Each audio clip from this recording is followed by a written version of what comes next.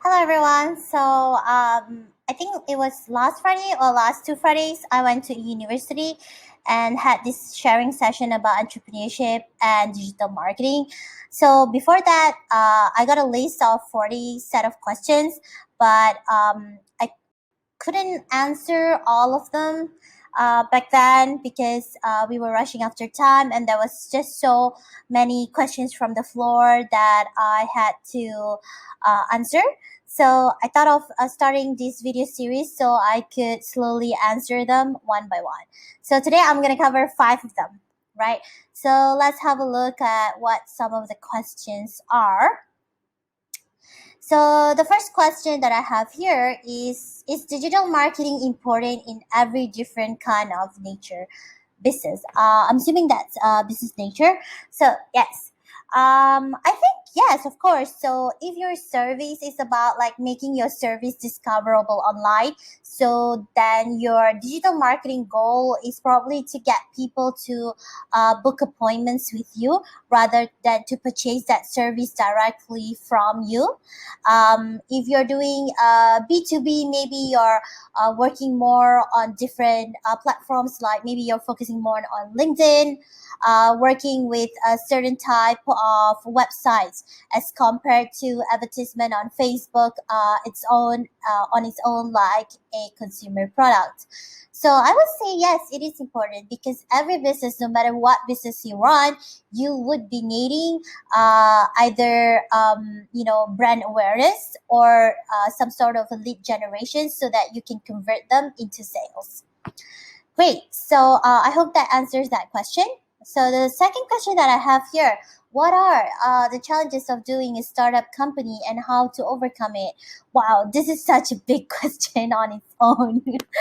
There's so many things that a startup face as part of its challenges. Okay, so I guess I think the first one is kind of like we have to identify like what problem that we are solving. But then even if you had identified, then we have to like run the business model out there and see how much of the big pain point it is. There's like this set of questions that we have to ask, like how big is the market, like how strong is this pain point, are people willing to pay for it? If the direct segment of market who's facing this pain point is not willing to pay for it, then how could we possibly finance or like draft a business model out of it? What are the components that would make this business model a success? And I think the most important question that people usually overlook is that what are the metrics or what are the benchmarks that you would consider this as a failure? And and think about team capacity, because I think that's so important. Like, why would you be able to make it happen the fastest and in the best way, that even though in the future there's going to be someone else coming out with a similar business model, it's not going to like totally disrupt what you're doing because of the capacity and the type of like business intelligence that you have. So I think if I just focus on this question, it's gonna be too long of a video. But I hope that give you some sort of an idea of where to start if you're talking about the challenges of the startup. The third one: what does an individual um, needs to become a successful or stable entrepreneur? Again, entrepreneur type of question. I think you need wisdom. You need to be able to analyze data quite well. And this is because you need to understand that the market is always volatile. So always be able to adapt and pivot as you wish. And you have to be able to also identify who are your strategic alliance partners that would ensure that you can become successful. I think that it's super, super important to model after. Either you model after someone or you model after a similar business model and see what can you learn from them, what can you iterate, and what would you make it better and adapt and localize to the market that you're focusing on. So I think agility and adaptability and this I would say emotional intelligence is super important for you to be kind of a stable and successful entrepreneur.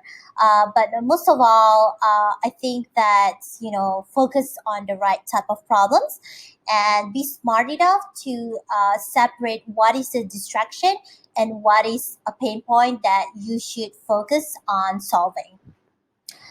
So the next question is, with so many jobs you're handling, how do you juggle your time and not feel overwhelmed? So I think for me, the most interesting thing is that every time I choose a job is because there's something within the role or the business that really, really interests me. Either it's the team or the business model or the set of network that they have. But I always find joy in whatever that I'm doing.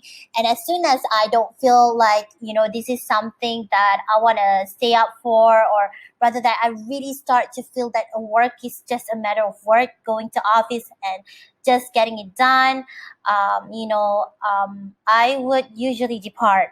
And the reason why I do that is not because I'm not loyal. I think it's best for the company. I wouldn't want to stay in our organization where I feel like I'm not able to contribute the most. I feel that I'm kind of wasting their resources, and that's kind of a guilt conscious on myself. So when I do focus on the things that I love and serving the cause that I really, really care about, then is really you know time passed very fast and it wouldn't feel draggy. Yes, there's gonna be like challenges, chaos, but in a good way. Like it gives you the adrenaline and the motivation to come to work and be able to solve those problems. So I don't think I get overwhelmed by those. But I'm a person that doesn't like heavy structures or doesn't like big regulations. So every time I have to do something like it's a bit regulatory or administrative, I will get a bit stressed. But a way that I deal with it is that I would seek out for help. Yes. So the last question that I'm going to answer today is how to observe the society to get new ideas for entrepreneurship. Interesting. Hmm. I think it's about what makes you angry and frustrated. So if you feel angry and frustrated about something, that's a big opportunity because 90% of the chances that you're not the only one feeling it. So it is a big problem.